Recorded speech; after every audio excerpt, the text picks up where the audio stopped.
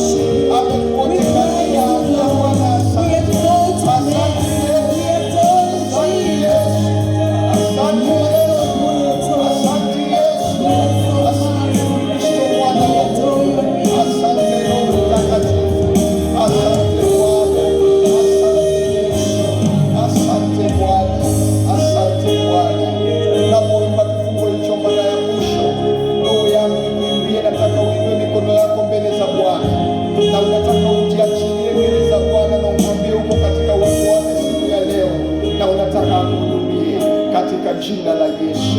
Haleluya, haleluya. Thank you Jesus. Kila mmoja inue mikono yake mbele za Bwana tunapoongozwa just that stanza.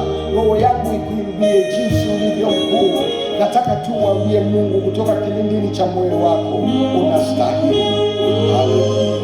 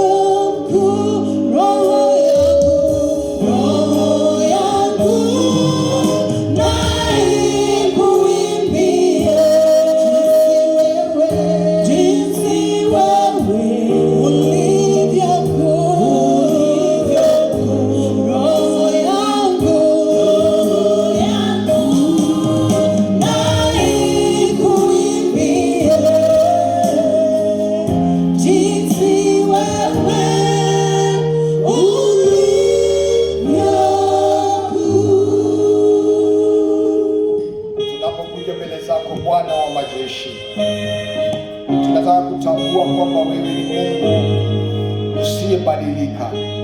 Wewe ndiyo jana, leo na hata milele. Hakuna wa kulinganishwa na wewe. Na siku ya leo tunajikabidhi mbele zako Bwana. Tunaomba Bwana ukapate kutukuka katika maisha yetu.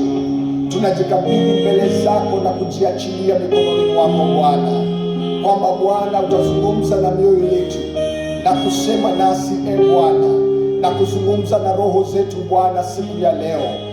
Ukapate kupokea sifa, ukapate kupokea utukufu, ukapate kupokea heshima zote siku ya leo. Tunapokaa katika Bwana meza yako Bwana, tunaomba utupakulie ya kiroho Bwana, na unene na kila na mmoja wetu katika jina la Yesu. Katika hali ambazo tulizo ndani yake Bwana, uzungumze na moyo yetu na unene nasi Bwana wa majeshi, kwa ajili ya utukufu wa jina lako Bwana. Tunasema ni asante. Pokea sifa, pokea utukufu, pokea heshima zote Bwana, kwa maana Baba unastahili. Tunakuabudu, tunasema unastahili, na ni katika jina la Yesu Kristo tumeomba na hata kuamini. Amen. Mungu awabariki sana waimbaji na kila mtu. Mungu akubariki. Hebu tuweze kukaa katika vitu vyetu tunapojiandaa kusikiza neno la Bwana. Amen. Haleluya. Mara nyingine ningetaka kukaribisha kila na mmoja wenu katika ibada yetu siku ya leo. I want to welcome every one of you to our service in Open Blessing Church Kamulu. Whether you are here with us in this service, you are following us online through this Facebook, or you are going to follow this message sometime later through the YouTube channel, I want to welcome you to Open Blessing Church Kamulu. May the Lord bless you for being part and parcel of this service wherever you are, and may God minister to you where you are and speak to your heart. Amen. Glory to God. Ningetaka tuende katika kitabu cha the book of Luke chapter 5.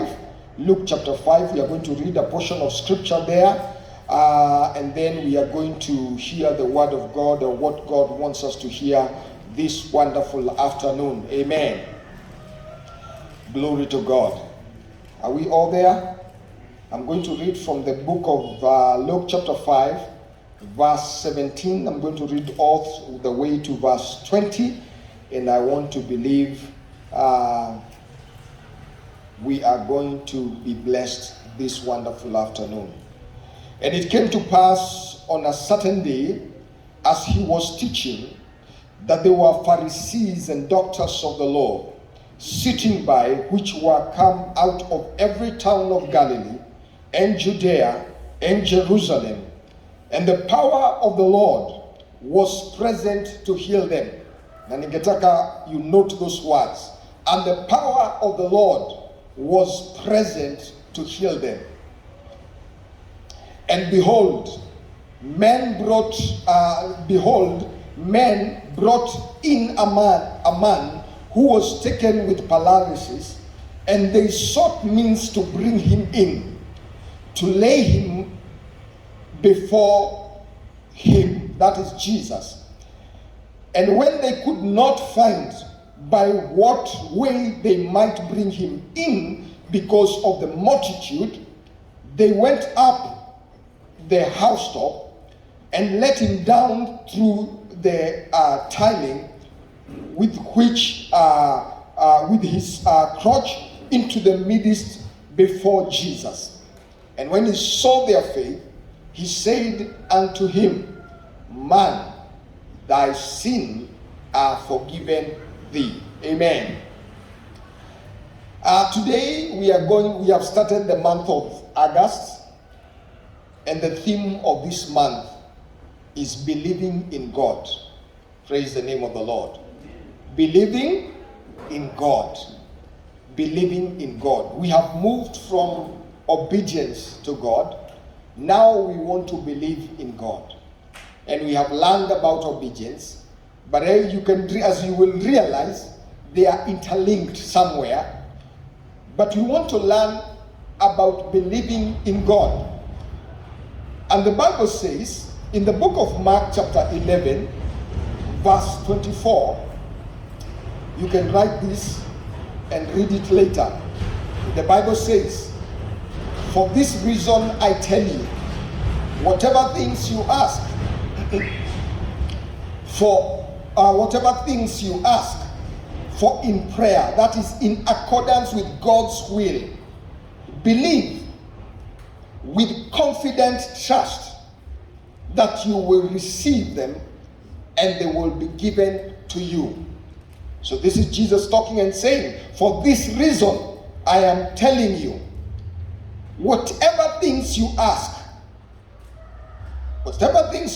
for in prayer, that is in accordance with God's will, believe with confident trust that you have received them and they will be given to you. Bwana asifiwe sana. We are talking about believing. And we are not just talking about believing the way the world believes. Because the world believes when they see.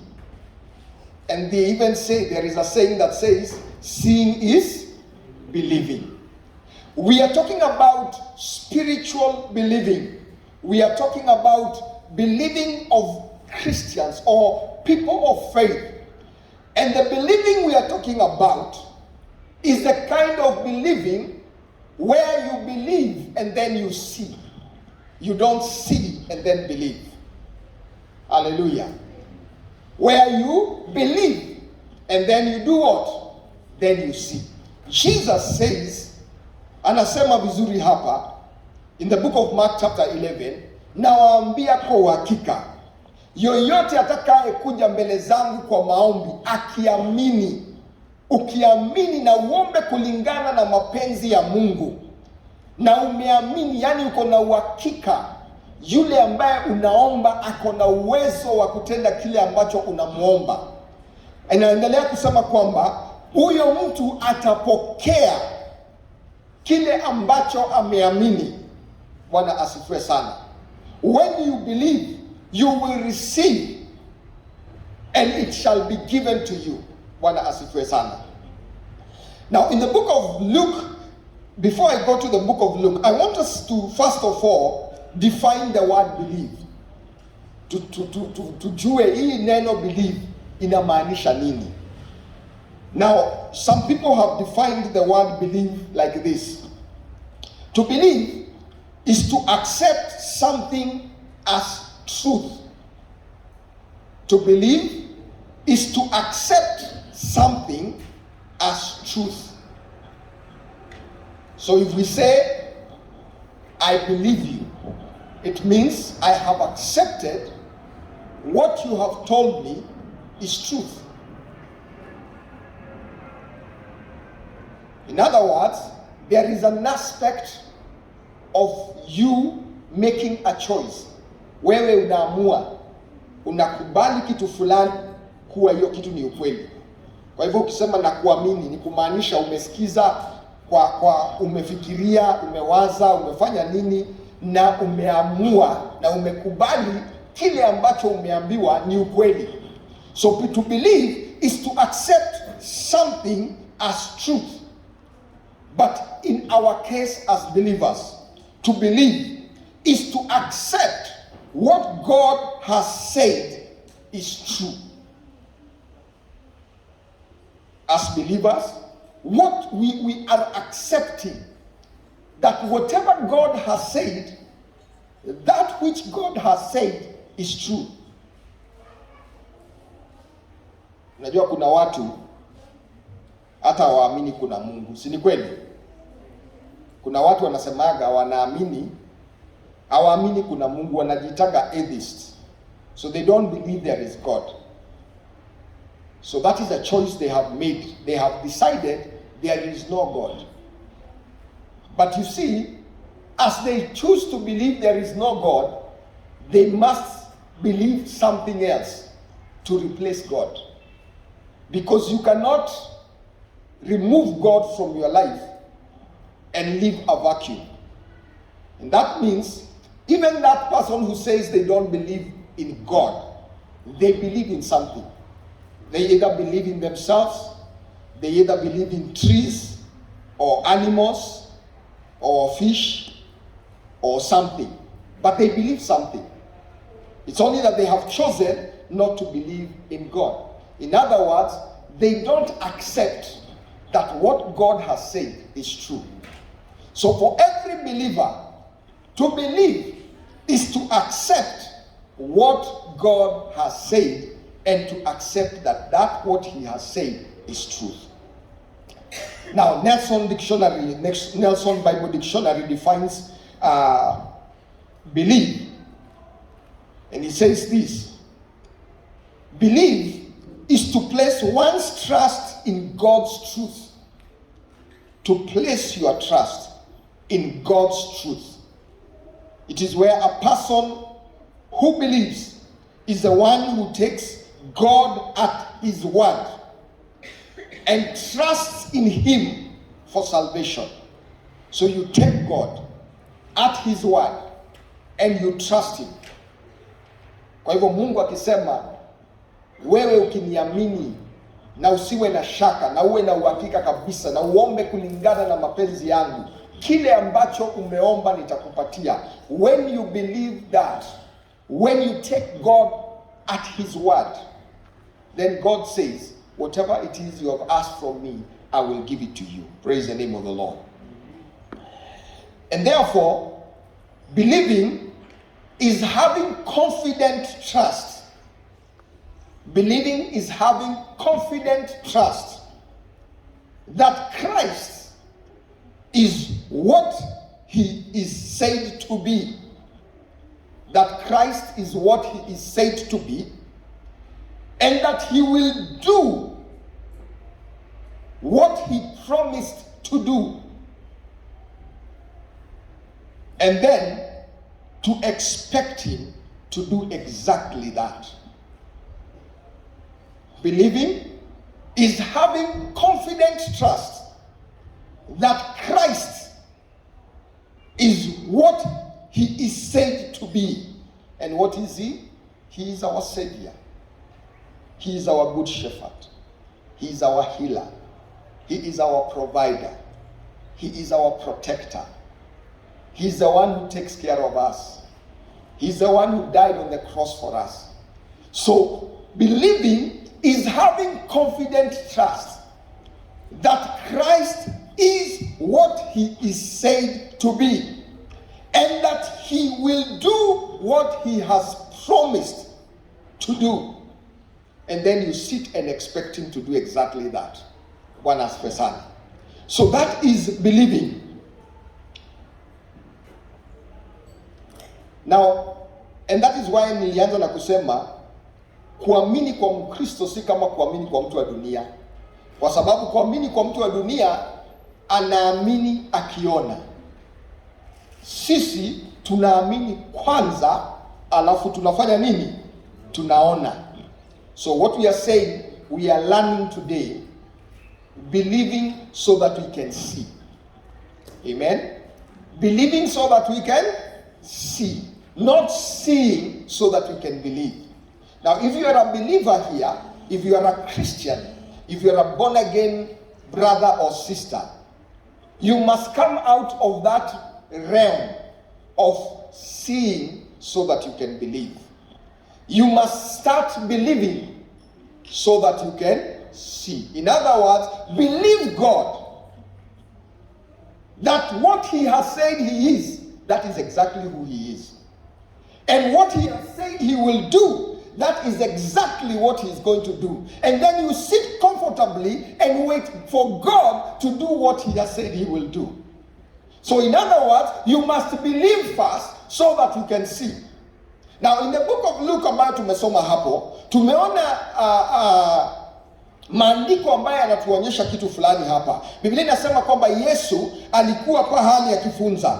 He was somewhere teaching. Now the congregation ambayo Yesu alikuwa anafunza haikuwa watu wa kawaida. Kando na wale watu wa kawaida, wale ambao walikuwa wamekuja kwa sababu wamesikia Yesu, wamesikia miujiza ya Yesu, wamekuja kuona Yesu. Lakini katikati ya hiyo umati, wengi wa wale watu ambao walikuja walikuwa Pharisees. The Bible says they were Pharisees and doctors of the law. So they were not ordinary people. And they all gathered there. In fact, the Bible says they gathered from every town of Galilee and Judea and Jerusalem. Ni kama wakati tuko na nini, inaitwa nini?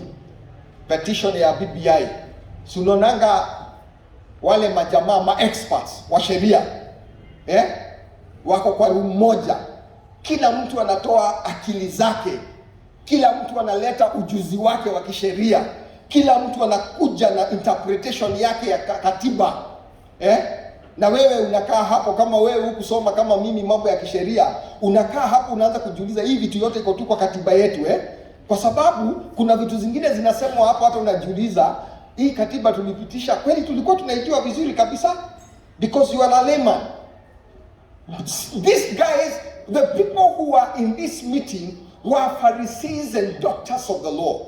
And they were not just few guys.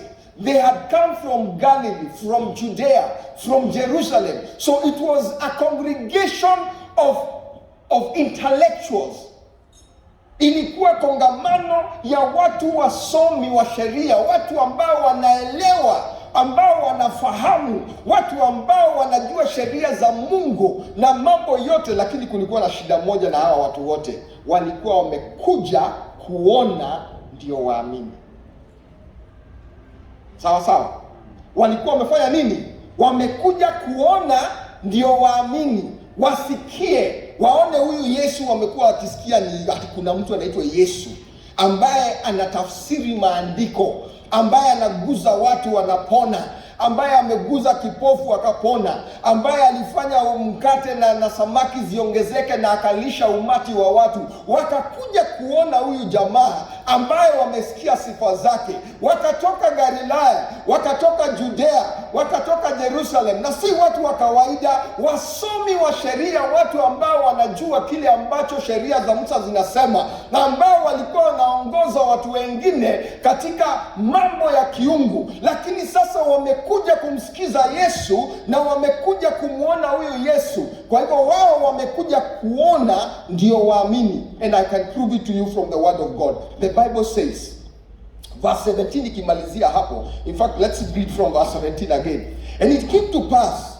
a certain day he was teaching, and there were Pharisees and doctors of the law sitting by, which were come out of every town of Galilee and Judea and Jerusalem. Now, sasa skiza, the last part of that scripture. And the power of the Lord, and the power of the Lord was present to heal them. Nguvu za Mungu zilikuwa wapi? Hapo ziwaponye. So wao wamekuja kuona ndio waamini, lakini nguvu za Mungu ziko hapo. Mimi nataka kuamini hivi, katikati yao wasomi kulikuwa na watu walikuwa wagonjwa. Si ni kweli? Katikati kwa hao wasomi, kulikuwa na mtu ambaye alikuwa na tatizo ya jamii. Kulikuwa na mtu alikuwa na shida na bibi yake, hata hakupatiwa breakfast hiyo asubuhi. Katikati ya hiyo wasomi wote na hiyo kongamano, kulikuwa na watu ambao walikuwa wanapitia matatizo na shida na hali mbalimbali. Kuna watu ambao walikuwa wanamenyana na maisha na wanapitia mambo magumu na mazito. Wamevaa vizuri, wanatembea vizuri, wako na pesa, wako na kila kitu, wako na elimu, lakini kuna kitu ambayo walikuwa wanapitia ambayo si ya kawaida. Walikuwa pale, na Biblia inanakiri, inasema nguvu za Mungu zilikuwa pale kuponya. But because they had come to see so that they believe, the Bible does not record that any one of them was healed. The Bible, in fact, now in the next verse talks about another person who was paralyzed. Mtu mwingine ambaye alikuwa amepooza, na kulikuwa na wajamaa wanne ambao walikuwa hawakuhitaji kuona Yesu. They did not need to see Jesus. All they needed to know is where Jesus was. They believed. They did what? They believed. They believed that all we need is to see, to bring this person who is paralyzed, this friend of ours. Na unajua katika hii dunia ni vizuri kuwa na marafiki wazuri, si kweli? Amen. Dada Mrs. Mwiruri, si vizuri kuwa na marafiki wazuri? Ni vizuri kuwa na mtu ambaye anasimama na wewe wakati uko na shida. Kwa sababu mara nyingi unapatanga wakati uko na shida watu wamekuachilia, watu wamekimbia kutoka kwako. Huyu jamaa alikuwa amepooza, hana uwezo wa kutembea, hana uwezo wa kufanya lolote. Kwa hivyo alitegemea ni lazima angetarajia ama angetegemea msaada wa watu wengine ili aweze kumfikia Yesu. And in the world that we are living in, we need to stand in the gap on behalf of other people. There comes a time when you cannot be able to pray properly. Somebody else needs to pray for you. Amen. Hallelujah. There comes a time when things are so hard and you need somebody to stand on your behalf in the presence of God and intercede for you. Na hivyo ndivyo ilifanyika kwa ule jamaa. Ule jamaa amepooza, ana njia yoyote ya kumfikia Yesu, ajui cha kufanya, hawezi, hata ana idea yoyote. Lakini kuna wajamaa wanne ambao walikuwa wameamini Yesu. Ingawaji hawakuwa kwa huo umati ambao ulikuwa umegaza pale Yesu alikuwa anafunza, wao walikuwa wanaamini kwamba tukipeleka huyu rafiki yetu, tumweke tu mbele ya Yesu, atapona. Kwa hivyo wakakuja na yeye kama wamembeba kwa mkeka, kila mtu sehemu yake, wamemleta pale hivyo, wanajaribu kupenya kuingia pale Yesu yuko. Hao wana haja sana ya kuona Yesu, wako tu na haja ya kufikia Yesu, wako tu na haja huyu jamaa ambaye amepooza aweze kukutana tu na Yesu, aguzwe na Yesu. Kwa hivyo wao waliamini. Huyu jamaa ambaye alikuwa amepooza hatujaambiwa ni nani. So the issue is not the person who was paralyzed. The issue is the people who brought this paralyzed man to Jesus. These people did not need to see Jesus. They had already believed that if we get there, huyu ndugu yetu atapona. Unlike wale ambao walikuwa huko ndani kwa mkutano, wako ndani ya mkutano, na Biblia inanakiri inasema nguvu za Mungu zilikuwa hapo tayari. The power of God was there already to heal. But they did not receive healing. The person who tapped into that healing were four guys who brought a paralyzed man from somewhere, and they wakakuja kwa mlango wakaona hii ni mission impossible. Hakuna njia ya kufika pale. Na wakaamua, kwa sababu wao wameamini, they already believe. They have accepted what Jesus has said as truth. And they have confident trust in Jesus Christ. Walienda juu kwa roof. Hiyo wakati walikuwa najenga roof zao zilikuwa zinajengwa na tiles na grass thatched houses, alafu ziko na tiles. Wakabomoa part of the roof na wakamteremsha yule jamaa. Wakatime tu pahali Yesu amekaa, wakateremsha huyo jamaa akajipata mbele ya Yesu Kristo.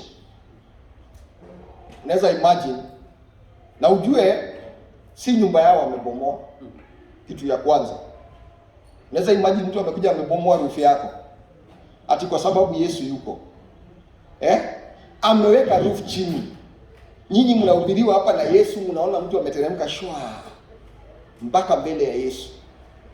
Na Yesu akasema hivi, akasema in verse 20, and when he saw their faith, he said to him, man, thy sins are forgiven thee.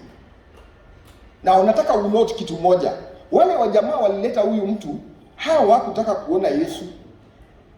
Waliteremsha jamaa na kamba. Lakini Yesu hakuona wale wajamaa. Wale walibaki huko juu. Mishoni yao imefanya nini? Imemalizika. Wamemleta huyu jamaa mbele ya nani? Ya Yesu. They did not need to see Jesus.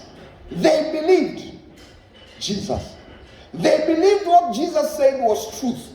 They believed what Jesus has done is true. They accepted Jesus to be the Son of the living God. They accepted him to be the person with the power and anointing to bring healing. So they did not really need to appear there na waambie Yesu, sisi ndio tumemleta.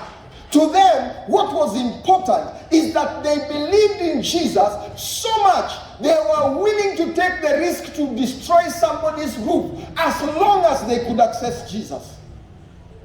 And they did not need Jesus to see them. They believed in Jesus. They accepted what Jesus has said to be truth. Now, in our Christian life, if we are going to walk with God, lazima tukubali kile ambacho Mungu amesema kwamba hiyo ni kweli. As long as you cannot accept, kama huwezi kubali kile ambacho Mungu amesema katika hili neno ni kweli, uko na shida sana. Hallelujah. You have a big problem. Because you must reach a point where you must accept that what God has said in his word is truth. And you must have confident trust in Jesus. That when he says that he is going to heal you, he is going to heal you. When he says he is the good shepherd, he is the good shepherd. When he says he is going to protect you, he is going to protect you. You must have confident trust. When he says, I will not leave you or forsake you, you must have confident trust that indeed this Jesus will never leave me or forsake me. When he says, I will not leave you comfortless, I will give you a helper. You must have confident trust that that helper is walking with you always. And whenever you call upon the name of the Lord, he will answer and he will hear you and he will answer you and he will meet you at the very point of your needs. You must have that confident trust. Bwana Yesu asifiwe sana.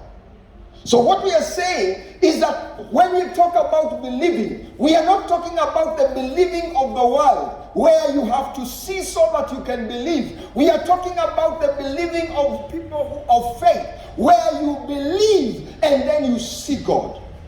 So this man believed. And they brought a man to Jesus Christ. Wakamleta, waliamini na wakaleta huyo mtu kwa Yesu. Walipomleta huyo mtu kwa Yesu, wakamteremsha through the roof. Lakini wao walirudi kuona miujiza. Na sio wao tu, mpaka wale ambao walikuwa katika huo umati. Na ninaamini kwamba katika huo umati kuna watu walikuwa wanahitaji muujiza. Kuna watu ambao walikuwa wanahitaji kuguzwa na Yesu. Kuna watu ambao walikuwa wanahitaji ndoa zao ziponywe. Kuna watu ambao walikuwa na shida na watoto wao. Na ingawaji nguvu za Mungu zilikuwa pale, kilichowazuia kutap into that blessing and into that power and into that anointing is because they wanted to see so that they can believe. But the people who tapped the power that was in that house are the people who believed and then they saw the miracles of God. So today, nataka kuambia wengine wetu hapa hivi, kuna mtu nataka kuambia hapa kwamba unahitaji kuamini. You just need to believe God. Don't believe yourself. In fact, the Bible says, cursed is a man who puts his trust on himself or on another man. Unajua kuna watu wengine tunajiamini sana. Tunajiamini sana. We think that we know everything. We have every answer. But the Bible says, cursed is the man who puts his trust on another man. And that man includes you. So even when you put trust in yourself, you are cursed. Na si mimi nimesema, ni Bible. Hallelujah. Kwa sababu unaweza kuwa uamini watu wengine lakini unajiamini sana. Unaona wewe ndio usema, wewe ndio vile unataka mambo iende ndio itakuwa inaenda na ndio itafanyika. You trust yourself so much. So you cannot put your trust in the Lord. Because you only trust in what you can do, what you can see, what makes sense to you. But in spirituality, you believe and then you see. Hallelujah. Hallelujah. You believe and then you see. So siku ya leo nataka kukwambia na nataka kuhimiza mtu hapa, amini Mungu. Na Yesu akasema hivi, akasema in the book of Mark ambayo nimesoma, for this reason I tell you. Now if you put your confident trust in Jesus Christ, if you put your trust in the Lord Jesus Christ, kama unamwamini Yesu, Yesu anasema, for this reason I tell you, whatever things you ask in prayer, chochote ambacho utauliza kwa maombi, in accordance to God's will. So maombi si maombi tu. Maombi si maombi. Saa ingine nasikianga watu wengine wanasema nasikia watu wengine wanasema, naomba Mungu huyo mtu apate ajali ajue kwamba kuna Mungu anaishi. Hiyo si maombi. Hiyo ni uchawi.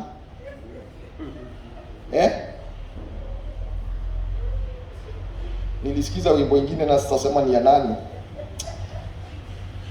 na nikasikia huruma sana. How we misinterpret the scriptures. Your prayer must be according to the word of God. Hauwezi omba mimi nilaaniwe ati ndio mprove Mungu yuko. Hiyo si kazi yako. Wewe omba mimi nibarikiwe. So whatever you pray must be according to the will of God, according to the word of God.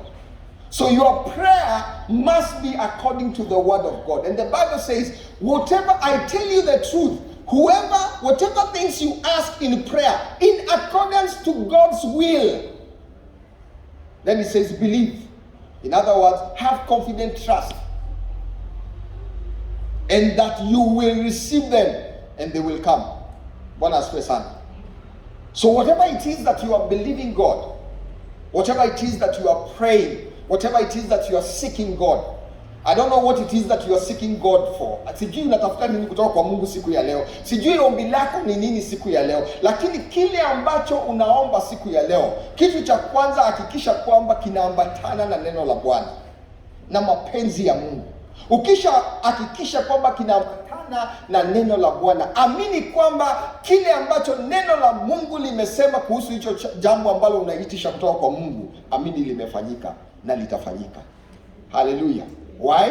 Because you are accepting that what God has said is truth. You are accepting and putting your confident trust in the Lord Jesus Christ, in His word. Hallelujah. And what does the Bible say about the word? In the beginning there was the word, and the word was with God, and the word was, and everything that was created through the word. Hallelujah. So once you believe that this word is true, whatever it is you ask from God, you will receive. Having confident trust in God. Hallelujah. We will continue from there. Father, we thank you. We bless you because of your word. We thank you because, Almighty Father, you are a faithful God. We thank you because you are a mighty God. You are the King of kings and the Lord of lords.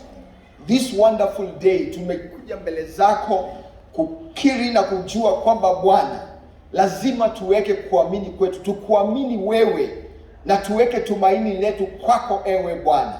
na kutafuta uso wako kulingana na neno lako, na neno lako limetuambia yoyote atakayeweka tumaini lake na kuamini kwake ndani yako, Bwana, lolote watakalouliza kutoka kwako watapokea katika jina la Yesu Kristo.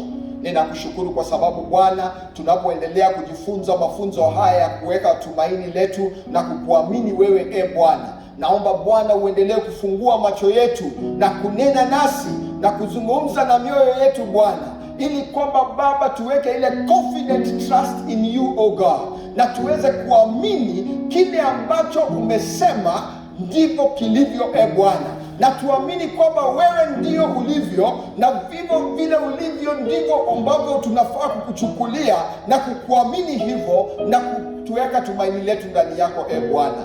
Ninaomba Bwana ukaweze kutubariki, that you will bless us, O God, so that my God, we will have and will put our confident trust in you, O God, and we will seek your face always according to your will. And even, my Father, seek to know your will and to walk in your will, Almighty Father. Lord, I pray that, God, you're going to help us, O God, to believe. Help us to believe. Help us to choose to accept that whatever you have said is true. That you are true, O God.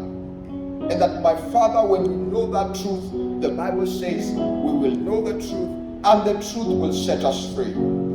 We thank you, we bless you, we honor you, O God. For you are a wonderful God and you are a precious God. And there is no one like you, Almighty Father, in the mighty name of Jesus. Father, I thank you, Lord. I bless you and I adore you. And now, in the mighty name of Jesus, I pray and decree and declare, may the Lord God Almighty bless you. In your going out, may you be blessed. In your coming in, may you be blessed. May the Lord shine his face upon you. May you find favor in his eyes. And because of the favor of God, may you find favor in the eyes of men. Wherever you go, whatever you do, whatever you touch to do, may it be favored by God in the mighty name of Jesus. Every place you go, may you be accepted in the mighty name of Jesus.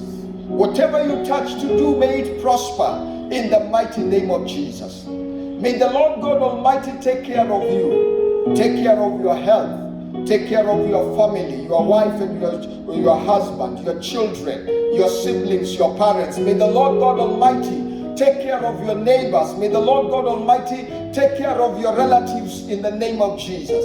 May God Almighty prosper you. Prosper your business, prosper your job. May God Almighty give you ideas, divine ideas that will make you, even my Father, even stand above the rest in the mighty name of Jesus. I pray that the Lord God Almighty will be able to make you excel in all that you do in the mighty name of Jesus.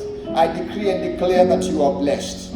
You are blessed in all that you do. You are blessed. Your children are blessed.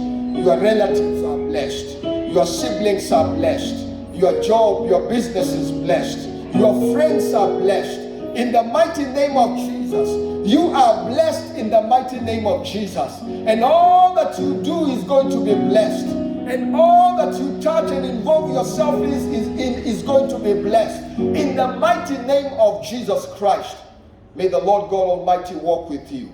May the Lord God Almighty bless you. May the Lord God Almighty love you and encamp around you with his presence in the mighty name of Jesus. May the anointing of the Holy Spirit overshadow your life, breaking all the chains of darkness and all the principalities of the evil one and all the works and the attacks of the enemy against you. May you stay in the divine protection of the Lord in the mighty name of Jesus Christ.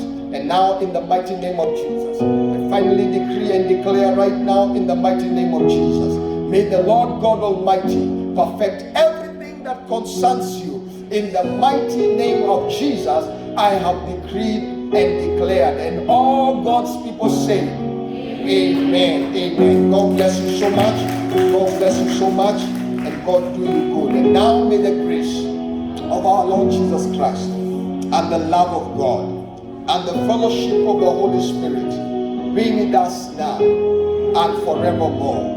Amen. Amen. God bless you. Mungu awatende mema na Mungu awapende na Mungu